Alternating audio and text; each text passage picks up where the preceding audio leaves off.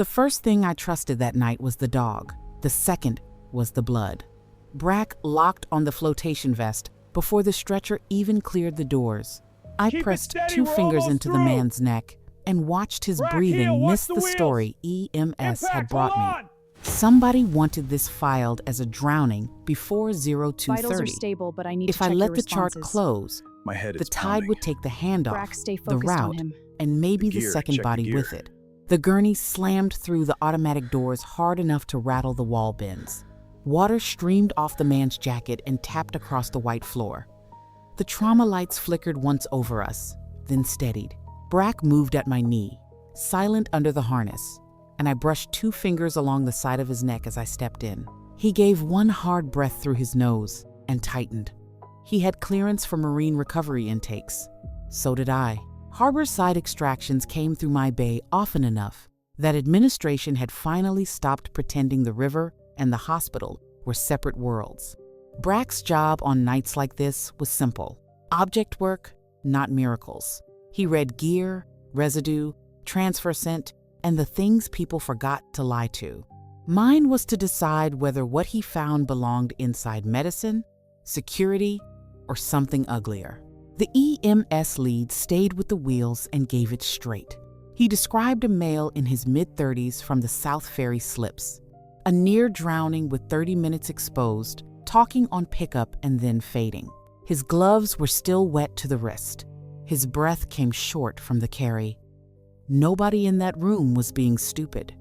They were working the lane they had. Brack wasn't. He planted at the footrail and froze on the pile of torn rescue gear jammed under the stretcher. There was a flotation vest, a frayed toe strap, and wet nylon darkened at one seam. He ignored the patient completely. There was no bark and no show, just that hard stillness that meant an object mattered more than the body beside it. I leaned over the man while a nurse clipped on leads and another reached for warmed blankets. Bleach hung in the corridor air behind us.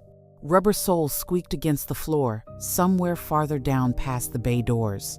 A body pulled out of winter black water after half an hour should have come in gray at the edges, blood driven deep, color scraped out of the skin. This one was wet and cold on the surface, sure, but the cheeks still held too much life. His jaw had tone. His lashes twitched when the lamp crossed his face, then went still again. I checked his carotid, too steady. I watched his chest rise. The rate was close. The pattern was wrong. Men who had really fought cold water grabbed for air like they owed it money. This one breathed like he was performing, tired. Found him alone? I asked. The EMS lead nodded. Face down by a ladder. Vest loose. Slipped, went under, got turned around. We figured, there it was.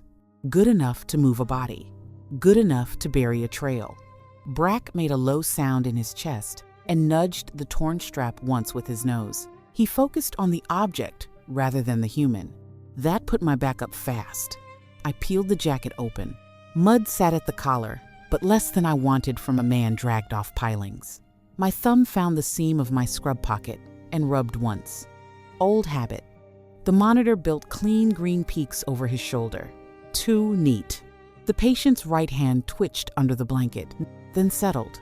I slid a thermometer into place and put my palm against the side of his neck, then his sternum, feeling for the kind of cold that stayed buried in the center.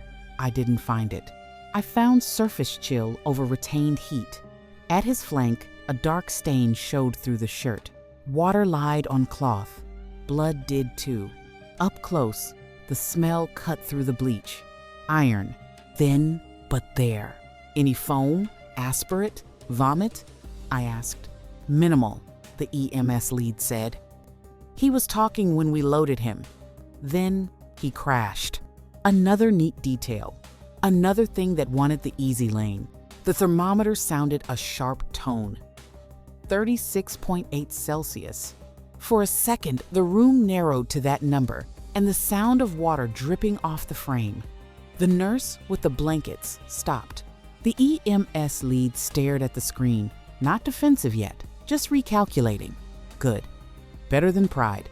I stripped the blanket back another few inches. and looked at the skin, the color, the way his chest rose without the wreckage I should have seen. No deep clamp down in the vessels, no honest, cold response. I heard my own voice come out flat enough to cut. Core temperature doesn't fit. His skin isn't clamped down. This wasn't cold water. Nobody answered right away. They didn't have to. The room had already split between the report and the body. Brack still had his nose angled at the vest. The man on the stretcher kept his face slack. The 36.8 reading meant the wrong heat, the wrong breathing, and the wrong gear. If they filed him clean, the real route died with the chart, and something out on the pilings kept moving. The body was lying to the whole hospital. The screen stayed at 36.8, long enough for everybody to see it, and long enough for nobody to want to say much about it. Then we rolled him into the triage corridor, and the room tightened around the number. The air smelled like bleach and hot plastic and wet fabric. Monitor tones kept sounding at the edges of the hall. A resident came off the side station with a warming kit in one hand and the EMS sheet in the other. He was young and tired, trying to move clean and fast before the shift got away from him. He read the report, looked at the soaked clothes, looked at the monitor, and picked the same lane the Handoff had picked. "We should start rewarming," he said. "Warm fluids. Get ahead of the crash." He said it the way careful residents said everything at 3 in the morning. Not soft, just provisional, like he was leaving room for the patient to prove him wrong. He was not wrong for the story he had. He was wrong for the body in front of him. He tore the package open with his thumb and reached past me. I caught his wrist before the tubing made it over the rail. Brack pressed against my leg, eyes still fixed on the torn gear at the foot of the gurney, as if the man was just the paperwork attached to it. "Hold up," I said. I shoved the chart aside and went back to the patient. Up close, the lie still looked tidy. His eyes were closed too neatly. His mouth was slack on purpose, and his breathing was measured enough to pass at a glance. I pressed along the left rib line, slow first, then harder. If he had bounced off dock stone or ladder hardware, I should have found broad pain, scattered and ugly.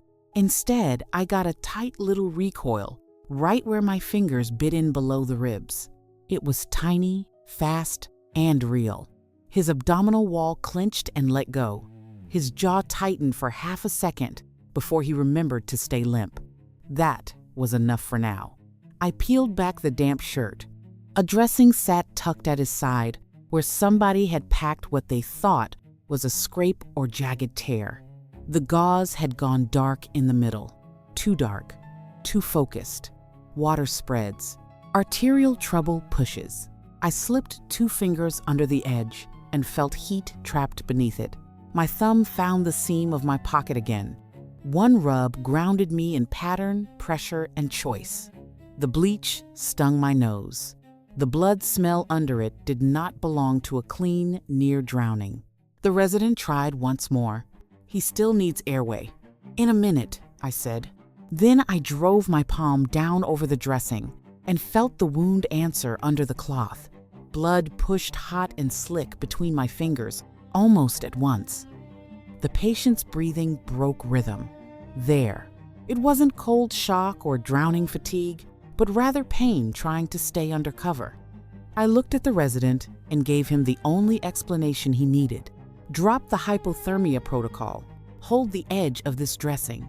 He's bleeding from a sharp cut, not from bouncing off rock. He obeyed fast, and I gave him credit for that. He set his hand where I showed him, and his whole posture changed when the pressure met resistance. Theory was easy. A vessel trying to empty itself into your hand was harder to argue with. "More," I told him. "Don't baby it." He leaned in. Blood welled through the gauze, dark red in the corridor light, and ran warm over his knuckles and onto the rail. The EMS lead went quiet behind us. Nobody was admiring me. Worse than that, they were recalculating, and silence spread faster than any argument. Once the flow slowed, I pulled the blanket back and lifted the patient's heel far enough to catch the sole under the light. Mud clung to the tread in a thin crescent. Not ferry slip silt, not tourist dock slime. It was rust scale and fine metallic crumbs that flashed dull brown red when I turned the shoe. The resident saw it too and didn't say a word. Good. He was learning. I looked at the EMS lead. South Ferry slips? He frowned. That's what dispatch gave us. Then dispatch got the easy version. I let the heel drop.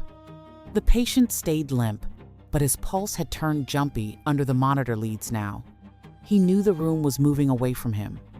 I could feel it too. The silence had changed shape. Bleach in the sheets. Iron under my hand. Brack still locked on the torn gear. I stared at the rust in the shoe tread and pictured wet service metal somewhere off the public map. Old steel sweating over black water. A place that stayed dark even when the tourist dock lit up for weekend traffic. It was not the ferry slips, but somewhere tighter and meaner. This man had come from somewhere else, and he was still acting. By the time I got him stable enough to hand off without watching him bleed through the mattress, the corridor had already turned on me. Not loudly. Hospitals almost never did anything loudly, unless somebody was crashing. They did it with clipboards, side glances, and paper held just a little too still. The property area sat off the intake lane under a bank of flat white lights that made the stainless counter look colder than it was. Brack came with me, close on the lead, shoulders tight from the mix of blood, bleach, brine, and whatever had soaked into the torn rescue gear. The EMS crew followed because the gear was theirs to document, and the man on the gurney was theirs to explain until he wasn't. One of them set the sealed property bag on the counter and kept a hand on it like that might slow me down. The clear plastic was fogged from damp clothes and trapped heat. I could see the outline of a watch, a folded strip of neoprene, a wallet, and 2 keys on a float ring. Ordinary things had a bad habit of telling on people. I held out my hand. Nobody gave me the bag. So I took the trauma shears off the tray beside the sink. The resident, still blood, marked across the knuckles, said my name under his breath. Not as a warning, more like he was watching a line get crossed and wanted it noted for the record before it happened. He wasn't wrong. I had crossed versions of this line before, and they had never gotten cheaper. The plastic gave with a hard, ugly tear that turned every head in the room. It was not dramatic, just final. The kind of sound that told paperwork it had already lost. One of the EMS techs swore under his breath and stepped forward. "Doctor, that form needs a signature for the property. You can't just take that." I didn't look up.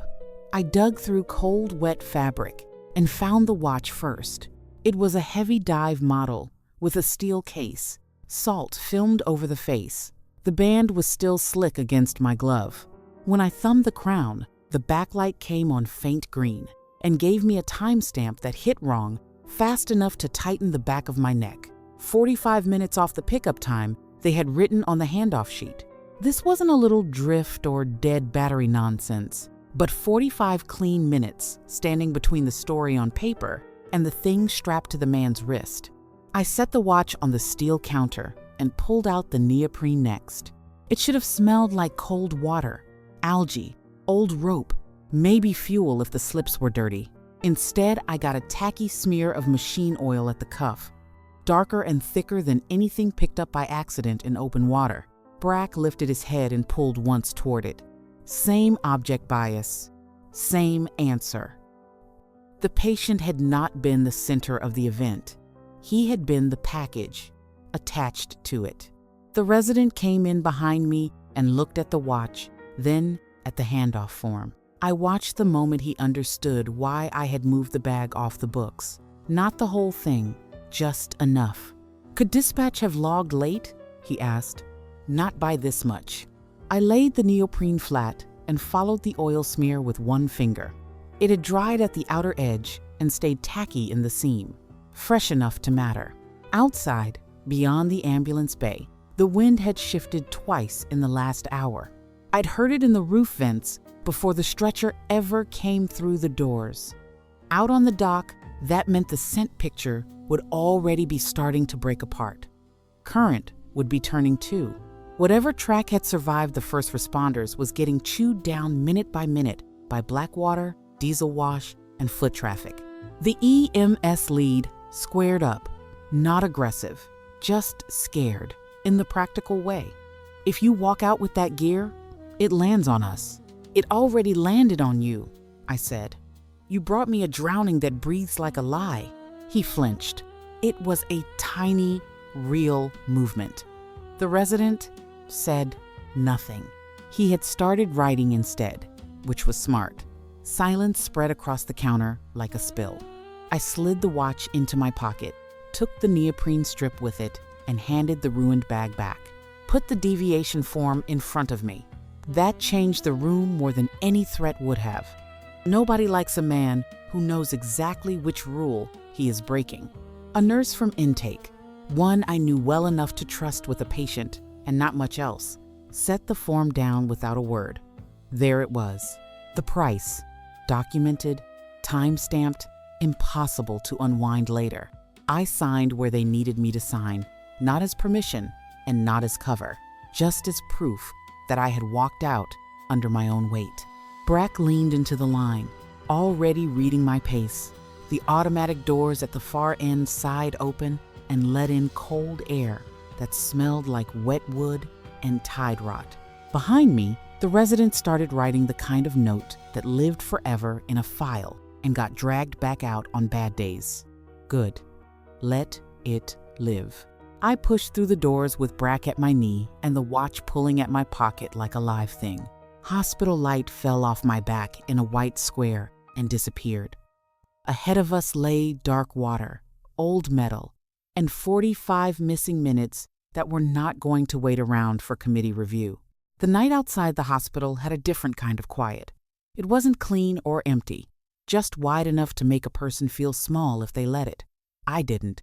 I crossed the access road with Brack pulling into the lead and took the service cut toward the dock instead of the lit ferry approach. Wind came in off the water hard enough to slap my coat against my legs. By the time we hit the boathouse edge, the smell changed from hospital bleach and exhaust to brackish mud, wet rope, old wood, and diesel, thick enough to sit on the tongue. Black water knocked against the pilings below with a dull, patient sound. Somewhere farther out, a loose line tapped metal in an uneven rhythm. The place was dark in the useful way, not the romantic way. Shadows sat where equipment blocked them.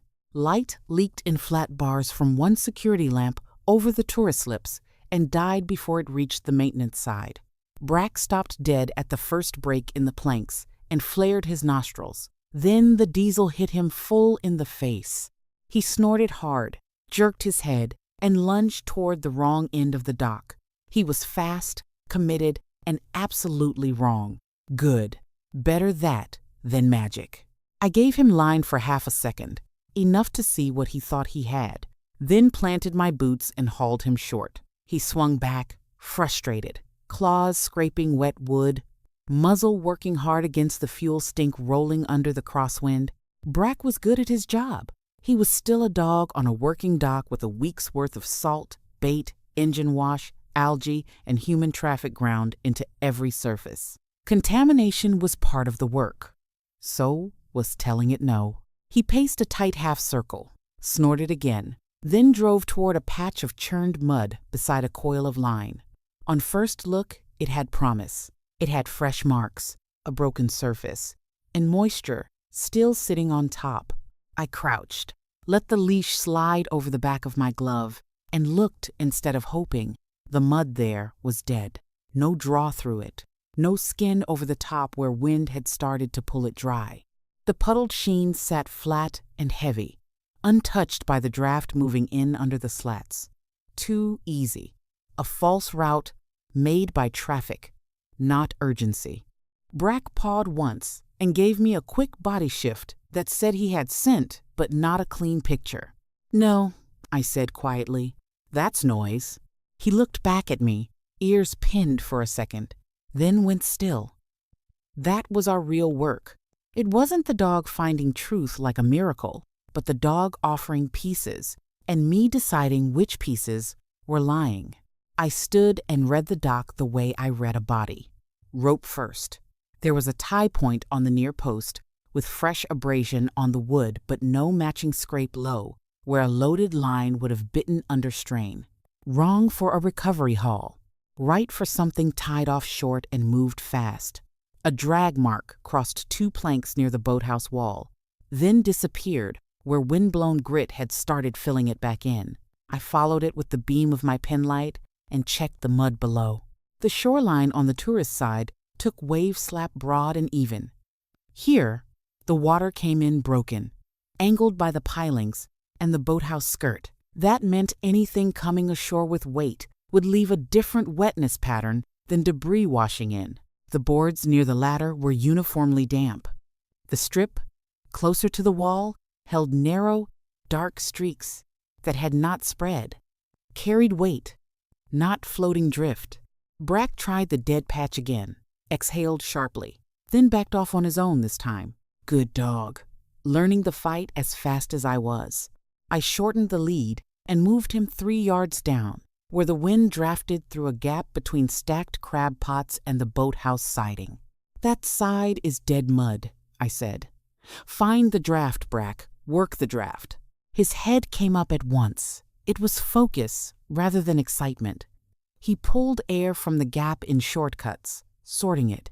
Diesel still rode over everything, but thinner there. The cold worked under my sleeves and into the scar tissue at my left hand.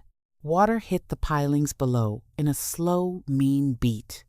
I watched the surface movement and the glisten on the boards and counted backward from the shift I'd heard in the hospital vents. Tide was turning out. Fast enough now that anything light would be dragging seaward. Heavy things moved by people wouldn't. That mattered. If the wrong survivor had gone into the EMS chain from the public slips, but the real movement had happened here, then somebody else had come ashore, carrying what the first man had bought time for. Brack leaned into the lead and tracked along the boathouse wall, nose low, then stopped so abruptly the leash snapped taut against my wrist. He locked on a faint drag line I would have missed without him, just a shallow disturbance at the edge of the mud where something had come up wet, crossed the bank, and taken the thinnest path toward cover. Oil shimmered across part of it in a rainbow skin. Under that, the groove remained. It was narrow and purposeful, rather than driftwood or wash-up trash.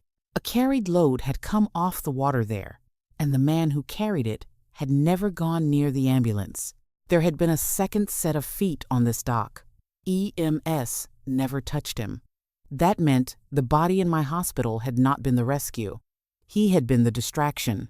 The water kept hitting the pilings under us in that same dull beat, like it had all night, and would keep doing after everybody in this story was gone. I stayed crouched over the drag line a second longer and let the pieces settle where they wanted. The wrong body in my hospital had bought somebody time. 45 minutes, give or take, if the watch and the handoff sheet were both telling the truth from different ends. Enough time to come ashore here, get clear of the public slips, move something that didn't belong in open light, and leave one half-dead decoy to clog the clean lane back at intake. The torn strap Brack had keyed on, the oil on the neoprene, the rust in the shoe tread, the watch, and the route coming off this side all pointed to it. None of it proved the whole machine yet, but it proved enough. I stood and followed the groove inland. It crossed the mud strip, clipped the edge of a warped timber brace, then disappeared into shadow where the boathouse wall narrowed toward the maintenance side. There was another tie point there, lower and newer than the public moorings, with fresh fibers snagged in a splinter and a wet bite in the wood where something had been hauled tight, then cut loose fast. Not rope from a ferry crew. Too thin, too clean. Brack drew me to it and froze again. The leash went hard as wire between us. I touched the rail with my free hand and felt the cold go through the skin. Wind was squeezing through somewhere ahead, a narrow draft that whistled over metal instead of wood. It was a service space and utility access where the public wasn't meant to walk unless they were carrying a wrench and a bad back. I looked once over my shoulder toward the hospital lights beyond the lot. too far now to matter. If the decoy had hit my trauma bay around 0214 and the watch put the real movement 45 minutes off that line, then the people ahead of me had used every minute while we were warming blankets, opening charts, and trying to be civilized about a lie. The only reason to stage it that tight was if the thing being moved had a second handoff waiting. Backup would have been the clean answer. It also would have been the slow one. By the time I got Harbor Police untangled from dispatch, a supervisor out of bed, and security convinced this belonged outside a memo chain, the route would be empty, and the water would have chewed the rest. Brack eased forward, and the line tugged through my glove in short, hard pulses. He wasn't frantic anymore. That part had gone. Now he had a thread and wanted permission to turn it into a direction. I shortened the lead until he was nearly at my knee and checked the ground one more time where the mud gave way to steel. Scuffed grit, a thin transfer of oil, one half print at the lip where someone had shifted weight under load. They were carrying, not running. That mattered too. People ran empty. People with something breakable, expensive, or dangerous moved like they were trying not to drop tomorrow into the water. I touched my thumb to the seam of my pocket and felt the shape of the dive watch through the fabric. 45 missing minutes. A fake drowning. A real route off the books. That was enough to kill the last soft excuse in me. I hated confined spaces that sat over water. They took every stupid mistake and doubled it. Years had not improved that. I bent toward Brack until my mouth was close to his ear and kept my voice down where it belonged. Inside, keep quiet. His shoulders tightened under the harness. There was no wag and no noise, just work.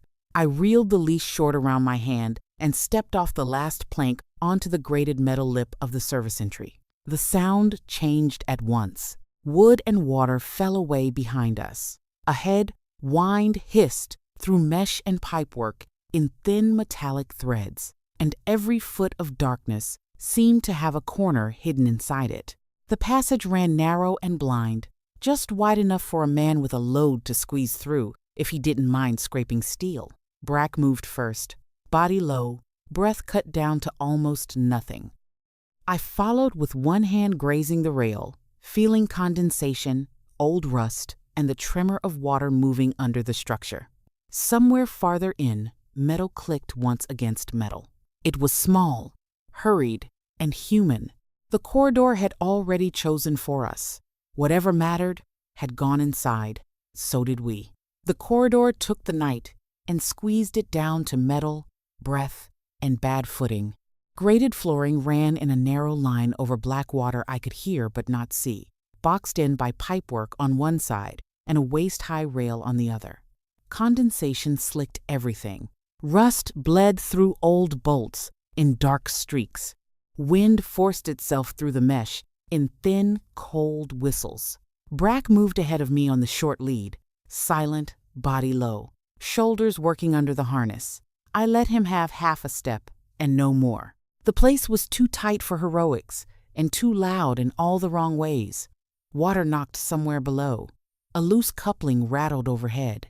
Then another sound slid in under both of those. It was the sound of rubber dragging over wet steel, a human shifting weight. I killed my light and let the dark settle into shapes. 15 feet ahead, maybe less, a figure crossed the narrow break between two pipes with something bulky hauled close against his chest. It wasn't random movement or a guy out smoking where he shouldn't be. He was carrying an objective and trying not to lose it. Brack felt it too. The lead pulled once, then went still. I dropped lower and let my palm skim the rail so I could track the corridor without looking away. The target stopped at a pressure hatch halfway down and worked at it with his free hand. That showed purpose. He wasn't wandering.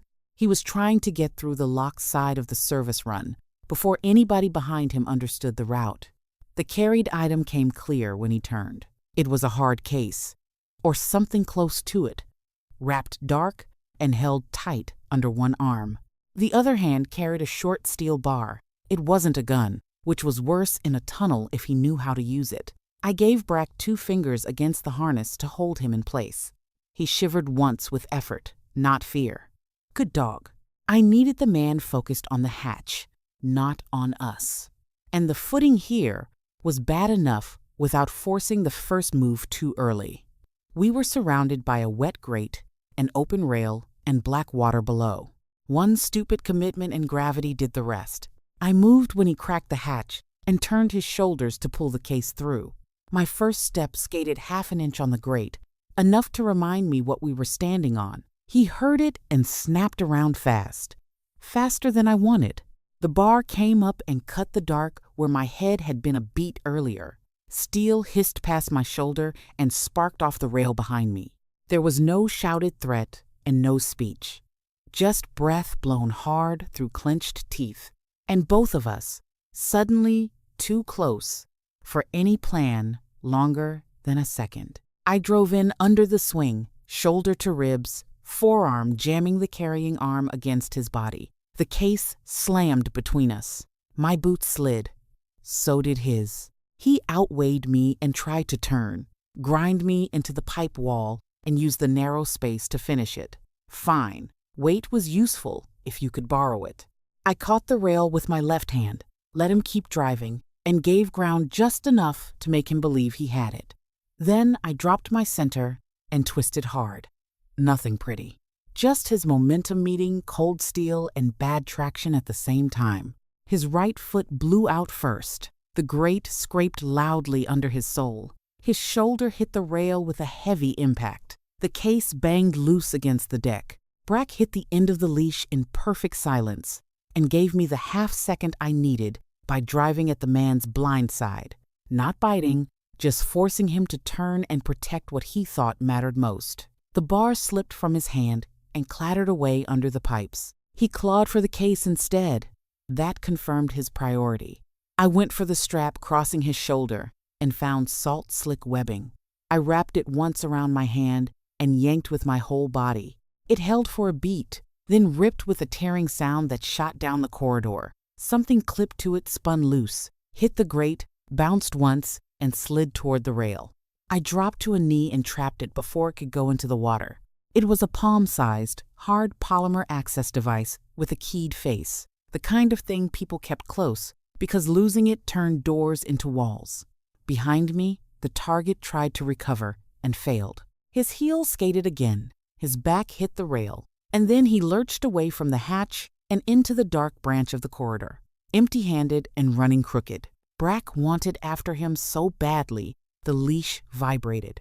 Then another sound cut through the metal echo. It was wet, thick, and wrong, coming not from the man who fled, but from somewhere beyond the half-open hatch, low and irregular, followed by the soft patter of liquid hitting steel.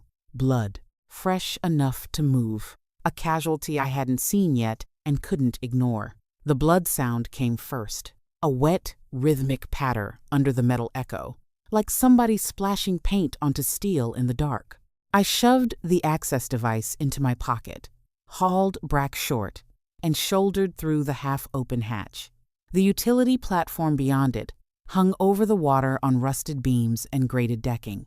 One weak bulb swung overhead, throwing everything into motion that wasn't moving. A man was down on one knee near the rail, one hand clamped high on his thigh, the other braced on the deck as if he could hold himself upright by stubbornness alone. Blood was pushing through his fingers in fast bursts, too fast and too regular to be anything but arterial. He coughed once, tried to rise, and folded sideways instead. The wound sat high at the inner thigh, torn open by something sharp. The deck under him was striped with spray, laid over older boot prints and drag marks. He had been part of the transfer, maybe muscle, maybe courier, maybe just unlucky enough to be in the wrong place when his partner needed to cut weight and keep moving. Didn't matter yet. An artery was open. I dropped beside him, tore my trauma wrap pouch open with my teeth, and drove both hands into the wound line. Blood hit my wrists hot enough to feel obscene in the cold air. He bucked once and tried to grab at me. "Don't," I said. "Save it." Brack held just behind my shoulder, trembling with restraint, ears tracking the corridor where the other man had gone. Good dog. Miserable timing. I packed the wound hard, deeper than kindness, deeper than comfort. He didn't use words, just the raw noise a body made when it realized the rest of the night had changed. I layered more gauze over the pack and leaned in with everything I had. Shoulder, triceps, body weight. The flow slowed to a pulse. Still bad, less immediately fatal. I had done this on desert gravel, engine decks, and a parking structure with rainwater and motor oil under my knees. The body remembered before the mind did. My scarred hand found pressure, angle, compression, and held. His free hand clawed at my sleeve and caught on something hanging from the edge of his jacket, a laminated Berth tag on a torn lanyard. I ripped it loose one-handed and looked. SOUTH Berth 4. There it was, Route Truth, printed in block letters. The man's eyes rolled toward me, trying to focus. He had maybe a minute before shock started cutting pieces out of him. Maybe less, if I moved. "Listen to me," I said. "Where did they take it?"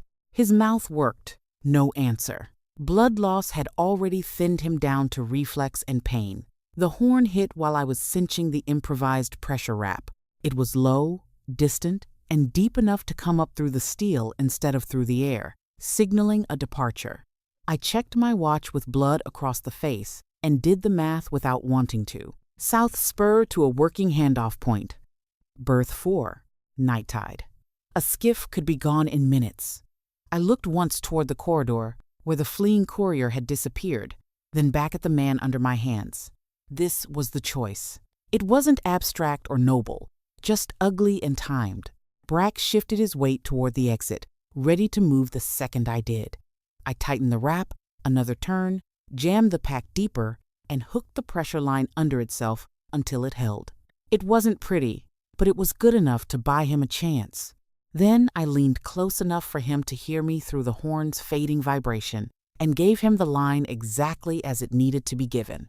Don't move. Don't get brave. Hold pressure until somebody drags you out.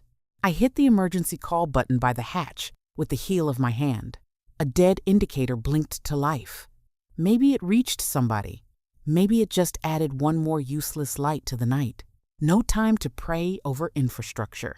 I shoved the Berth tag into my pocket, got to my feet too fast, felt the platform tilt under me for half a second, and steadied. "Brack," I said. He was already there. We ran. I ran with Brack tight to my left, and the Berth tag cutting into my palm. South Spur sat off the main maintenance run, where the dock widened just enough to pretend it was meant for regular work. It wasn't. It was for the things institutions moved when they wanted the public route to stay clean. Chains hung from a small swing cradle over the water. A service lamp washed the planks in bad yellow light. Beyond it, at the berth itself, a skiff knocked once against rubber bumpers and held. There were two men, one on the dock with the case, and one in the skiff with a hand on the tiller and his shoulders turned for immediate departure. The dock man had the transfer case braced against one thigh and was working to lower it into the cradle instead of carrying it all the way down. It was a smart, fast move, the kind you made when the handoff had been rehearsed. I had no clean angle and no patience left for shouting. The courier from the corridor saw me first.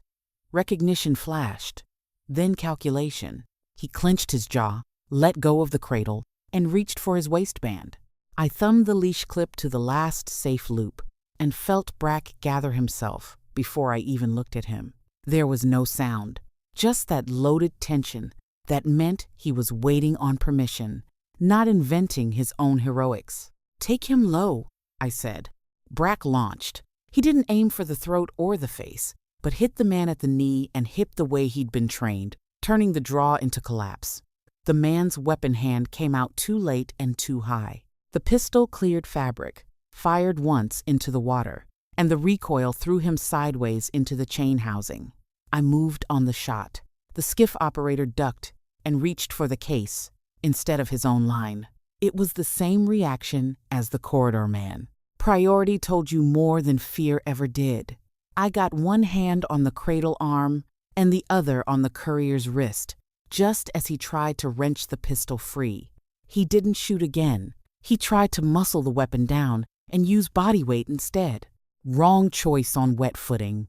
I hooked my left heel against the base plate, turned my hips, and shoved through his trapped arm with everything I had.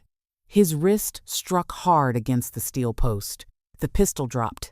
I kicked it under the spool housing and heard it skid out of reach. Brack stayed on the man's lower body, not tearing, not thrashing, just ruining his balance every time he tried to rise. The skiff operator cut the line. That was the real move. I left the pinned man and went for the case. It had a cold, dense, composite shell, heavier than medical gear, but lighter than engine parts, clearly a transfer object. The skiff operator took one look at the pistol in my hand and the dog on his partner and made the practical decision. He shoved off with a boat hook, engine coming alive under him.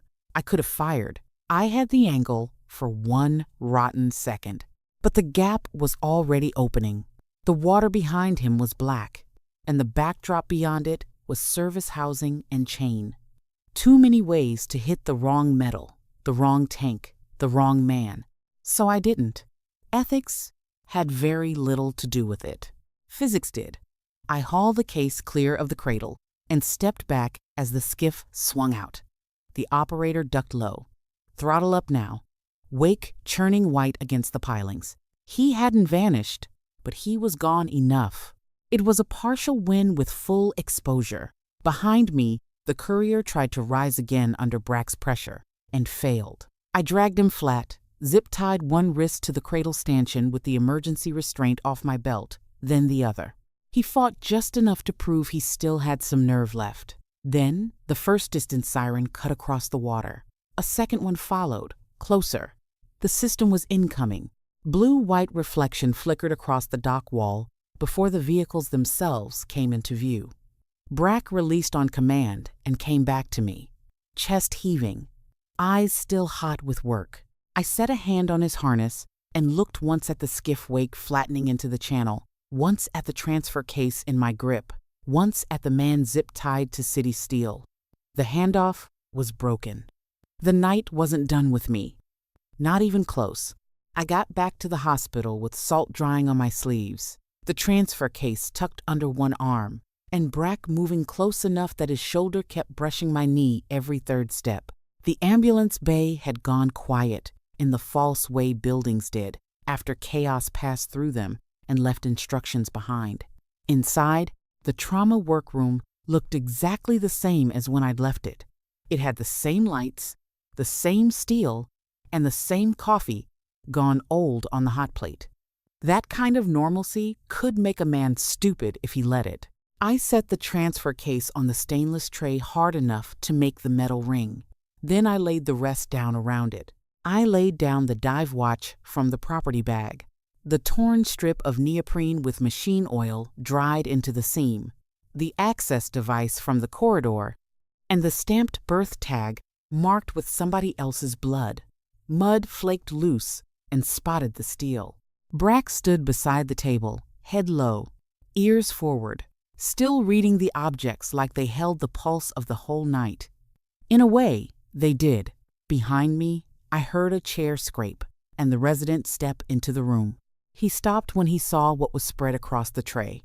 There were no questions this time, just silence and the hum of the lights. I didn't give him the whole story again. He had lived enough of it. I laid the pieces out in the order they mattered and forced my breathing to settle. The watch gives us a 45-minute gap before EMS pickup, I said. The neoprene carries machine oil, not Ferry slip wash. The rust in the shoe tread points to service steel, not public access. The access device tells us there was a restricted route. The Berth tag gives us the handoff point. The resident came closer, careful this time, as if getting too near the tray might change what it meant. I touched the torn edge of the neoprene and matched it against the frayed webbing I'd pulled from the corridor strap. It showed the same tear pattern and the same load-bearing edge, proving it was one job rather than two accidents. On the surface, it was junk, but on the table, it became sequence. The false drowning had come through my trauma bay at 0214. The watch put the real movement 45 minutes earlier than the story wrapped around him. That gap had bought them exactly what they needed: a frozen hospital lane, a clean first narrative, and enough time to move something through the maintenance side while responders and charts got dragged toward the wrong body. The resident's eyes moved from object to object, following the line without me having to drag him through it. It was good to have a better witness with a better memory. I set the access device beside the berth tag and watched the whole route close into one ugly shape. The public slip served as a decoy, the South Spur as a transfer point, the wrong survivor as a delay, and the real cargo moved under the gap. I touched the watch face with one bloody fingertip and finally said it out loud. The timeline matches. He didn't fall in the water. He was sent down as a distraction. The resident stared at the line of objects, then at me, then back to the torn neoprene. He looked younger than he had an hour earlier. He was less offended by correction and more sick of how neatly he'd been used. To hold the ER? He asked. To hold everything, I said. EMS, intake. Any responder chain, tied to a body on a gurney. 45 minutes is enough if the right people are staring at the wrong casualty. I nudged the berth tag with my knuckle. South Spur, not public access, maintenance side. I tapped the access device. That route needed a door. Then the nearest monitor gave a sharp electronic sound that didn't belong to vitals. We both looked up. At the chart station across the room, the patient file tied to the near-drowning case flashed once, then twice, then bloomed red across the screen. Access restricted. The status bar locked mid-update and wiped the open chart clean, as if a hand had passed over it. Another screen followed, then another. The resident took half a step back. Nobody had touched the keyboard. Nobody needed to. Somewhere above us, behind a wall or inside a server room, or in an office with better coffee and darker windows, somebody already knew the lie had come apart on a steel table under hospital lights. The room went colder without changing temperature. Brack's ears tipped toward the hallway. The resident said my name like he regretted knowing it. I kept my eyes on the red screen and the line of wet evidence beneath it. Protected records did not lock like that for embarrassment. They locked because somebody with reach had decided the case no longer belonged to ordinary channels. Truth had just crossed from local trouble into protected territory, and now it was coming to collect. By 5, the windows at the far end of the trauma corridor had turned from black to a thin gray that made everything inside look more tired instead of more honest. I was still at the handoff table when they came in, 2 people in dark coats, moving with the kind of purpose that never needed to ask directions. There were no badges held out, no raised voices, and no wasted motion. The one in front carried a long envelope with a red barcode strip across the flap. The other had a tablet awake in one hand.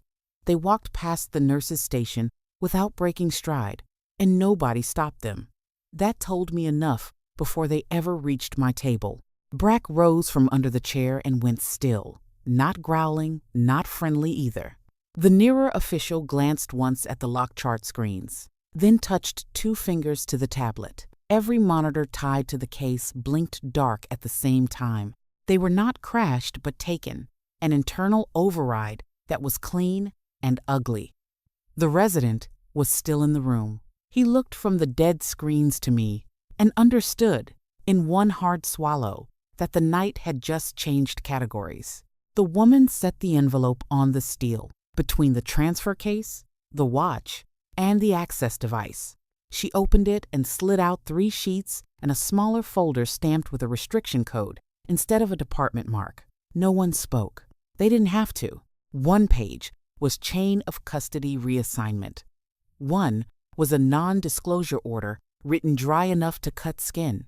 One was an administrative notice that did not suspend me, did not clear me, did not thank me, and did not leave me where I had been yesterday.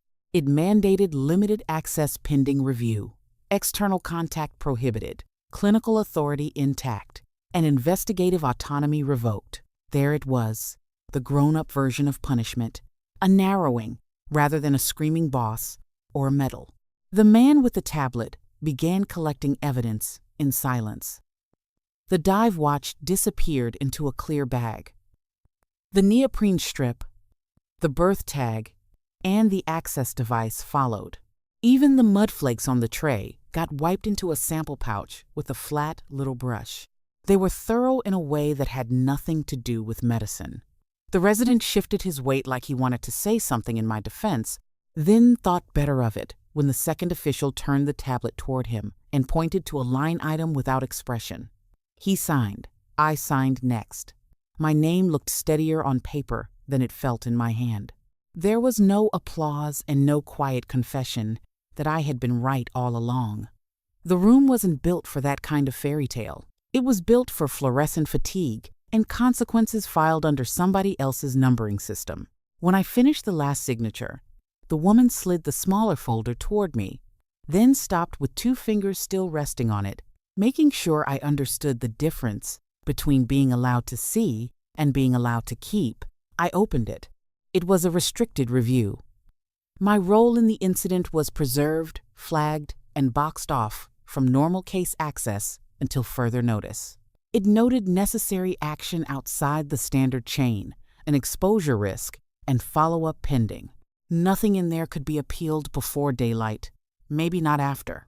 Across the room, the resident stood with his hands loose at his sides, looking like a man who had just learned that competence didn't protect anybody from paperwork. It only changed the quality of the knife. Our eyes met once. That was enough to count as the relational cost. He would never look at me the same way again, not because I had been wrong, but because I had been right in a direction that made ordinary procedure look childish. The officials packed the last bag, closed the transfer case, and turned away with the same silence they had arrived in. I watched them leave carrying the truth in government plastic. When the doors closed behind them, the room exhaled without feeling any safer. My knees were starting to shake now that they no longer had anything urgent to do. Brack came over and leaned against my shin, then sat when I touched the harness. I took us both down to the floor beside the empty chair and unclipped him one buckle at a time. Salt had dried white at the edges of the straps. One side of the harness was scuffed where it had caught metal at the dock. He lifted a forepaw without being asked. Good dog. I ran my thumb over the pad, found one sliver of glass, then another, and worked them free with the edge of a gauze wrapper. His skin was warm under the grime. My own hands had finally started to ache everywhere at once. I unscrewed the dented aluminum bottle from my bag. The cap gave with a metallic sound. Drink up, Brack. Tonight's done. He lowered his head and drank slow, steady, water dropping against the bottle lip and darkening the fur under his jaw. When he finished, I reached for the only thing I had kept back, without meaning to advertise it. A tiny shard of metal caught in the torn webbing from the corridor strap, no bigger than a fingernail. It must have ridden there when the load clipped the rail during the fight. I had palmed it on instinct and forgotten it in the rest. Under the dawn-gray light, I turned it until the surface caught. It was laser-etched, clean work rather than random scoring from machinery. A unit mark, half burned off but still there if you knew the geometry. It was Maritime Special Mission Support, mine once, or close enough to make the back of my neck go cold. The hospital would keep its silence. The file would close over my head like a hatch. But the past I had left in Blackwater years ago had just floated back to the surface, and this time it knew my name.